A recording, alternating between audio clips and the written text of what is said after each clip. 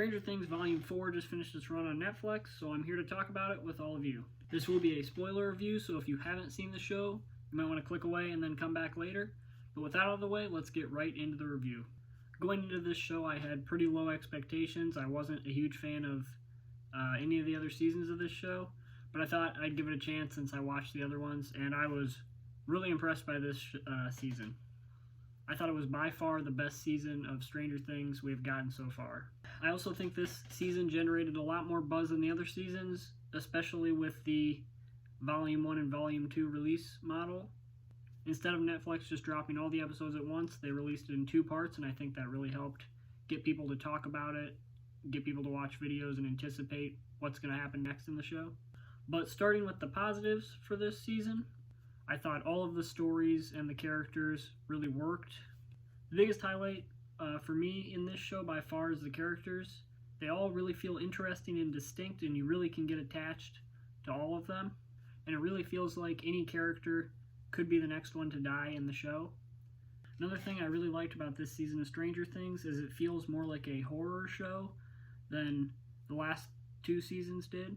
The last 2 seasons felt a little bit more teen drama with a little bit of horror sprinkled in, but this one really goes for it. There's some pretty brutal stuff in it, and it feels like it's horror more than anything else.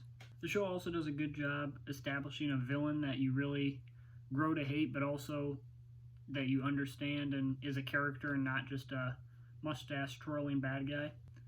And there's just a lot of moments in this season that are really fun and entertaining. But a couple of the negatives I had for this season, personally, I wasn't a huge fan of the Eleven storyline. I've never really been a fan of her character. I mean, she's good and everything, and it's still entertaining, but it's by far my least favorite part of the show. And so this season focused a lot of time on that story, and every time they went back to that, it just kind of dragged for me a little bit. But I really enjoyed all the other storylines, whether it be the Russia, Hopper, and Winona Ryder's character, and all those other adults trying to escape, or the kids going into the Upside Down, or them hiding Eddie, the new character. I really enjoyed all of that. Another negative I had with this show is there was a good chunk of moments that I thought could have been trimmed up a little bit just to save some runtime and maybe make it shorter. It was very long. I mean, the last episode of the show is like 2.5 hours long, and every other episode's at least 40 minutes long. So it ends up being pretty long. I feel like that's a Netflix thing. They want to, make it longer so they can have more to show on their service and make more money. But it could have been trimmed up a little bit, and it would have been significantly better. The show did a really good job of keeping me on the edge of my seat and having me thinking what's going to happen next but not knowing, and it does have quite a few twists that are unexpected. There's a couple that you kind of know are going to happen, but by far the biggest highlight of this show for me was the characters, especially the main cast. But even some of the one-off characters are pretty entertaining, but they all seem to have really distinct personalities, and they all play off each other in a really entertaining way. And it just shows how good of actors they are, mixed with the good writing as well.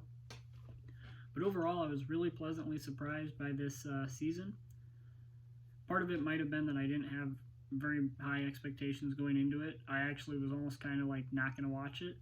But when I watched it, I'm glad I did, because it was pretty good. And I would say, even if you weren't a fan of the past 2 or 3 seasons, I'd still give this season a go, just because it was really good and it was different from the other ones. Rating this out of 10, I'd give it an 8.5 out of 10. I thought it was really entertaining and fun. There wasn't a whole lot of issues I had with it, but there was a couple things that could have been trimmed up and improved a little bit. So that's my review for Stranger Things Season 4. I want to know what your guys' thoughts were, so leave them down below in the comment section. Thank you guys for watching, and I'll see you guys in the next video.